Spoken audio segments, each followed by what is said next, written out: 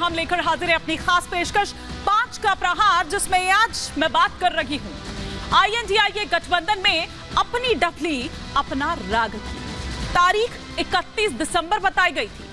नहीं, ये तारीख सीट शेयरिंग वाली तारीख है। जो तारीख विपक्ष पूछा करता था वो तो 22 जनवरी को आ रही है, जब प्राण प्रतिष्ठा की जाएगी।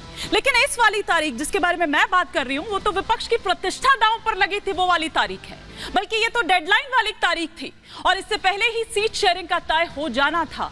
लेकिन विपक्षी गठबंधन अभी तक गुणा भाग में ही लगा हुआ है।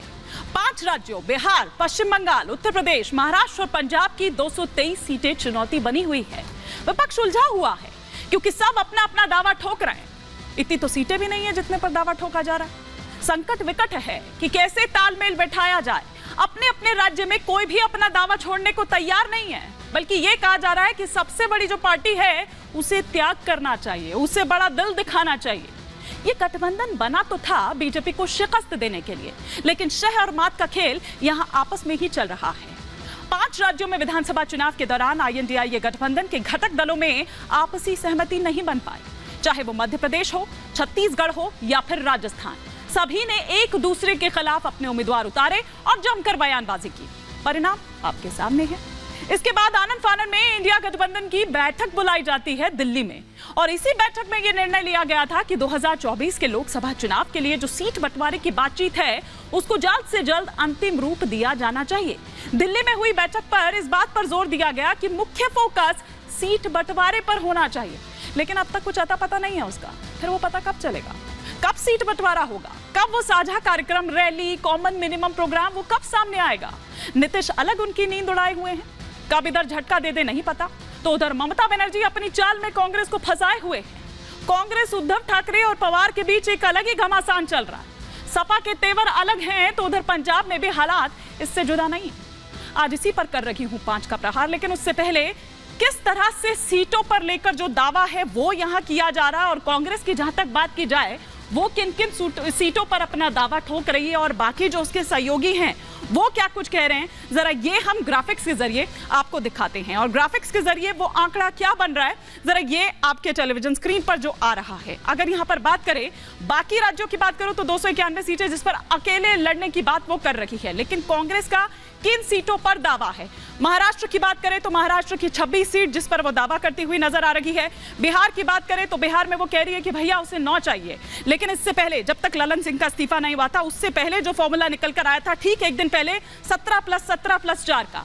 इधर दिल्ली की अगर बात करें तो वहां पर वो 5 सीटों की बात कर रही है, और यही कारण है कि अलका लांबा की ओर से कुछ अलग ही बयान सामने आया था और ये कहा था कि 7 की 7 पर उन्हें लड़ना है। पंजाब की बात करें तो वहां पर 8 सीट वो मांग रही है, यानी कि कांग्रेस यहां पर बात कर रही है कि उसे 8 की 8 सीट चाहिए उन 13 में से। लेकिन वहीं आम आदमी पार्टी का कुछ और ही यहां पर कहना है। बल्कि भटिंडा की रैली में तो अरविंद केजरीवाल 13 की 13 सीटों पर आम आदमी पार्टी के जो कैंडिडेट हैं उनको जिताने की अपील कर चुके हैं। उधर उत्तर प्रदेश की अगर बात करें तो वहां पर 10 सीटों की मांग। अब उत्तर प्रदेश केंद्र की राजनीति में अगर आपको एंटर करना है तो उत्तर प्रदेश की बात करें तो वो एक मुख्य यहां प्रदेश हो जाता है, राज्य हो जाता है। वहीं अगर हम बात करें पश्चिम बंगाल की तो वहां पर भी एक अलग ही चल रहा है। ममता बनर्जी अपनी चाल में वहां पर फंसाए हुए हैं, बल्कि वो तो एकला चलो की राह की बात वहां पर कर रही हैं। तो फिर गठबंधन किस बात का?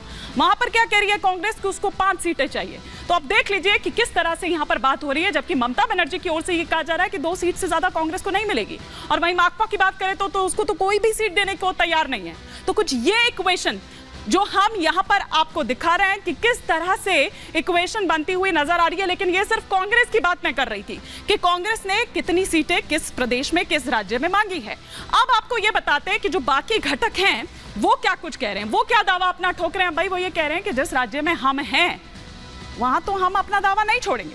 अब देखिए यहाँ पर शिवसेना की अगर बात करें, और कई बयान जो हैं वो भी सामने आ रहे हैं। संजय निरुपम और संजय राउत के बीच में किस तरह की बयानबाजी चल रही है वो भी देखने को मिला। अब यहां पर यह है कि 23 सीट की बात कर रही है शिवसेना। उधर एनसीपी की बात करें तो 25 सीट, मतलब मैं इसीलिए कह रही हूं कि इतनी तो कुल सीट में नहीं है जितने जितने दावे यहां पर ठोके जा रहे हैं। उधर कांग्रेस क्या कह रही है? कांग्रेस कह रही है कि भैया 26 सीट पर वो यहां पर चुनाव लड़ेगी। वो ये दावा करती हुई यहां पर नजर आ रही है। कुल सीट 48 है, लेकिन उससे ज्यादा ही ये आंकड़ा निकल कर आ रहा है। अब मैं बात करती हूँ यहाँ पर बिहार की। 40 सीट है कुल, यहाँ पर 17 + 17, पहले 4 की बात थी, लेकिन यहाँ पर कांग्रेस लगातार 9 सीटों की मांग कर रही है।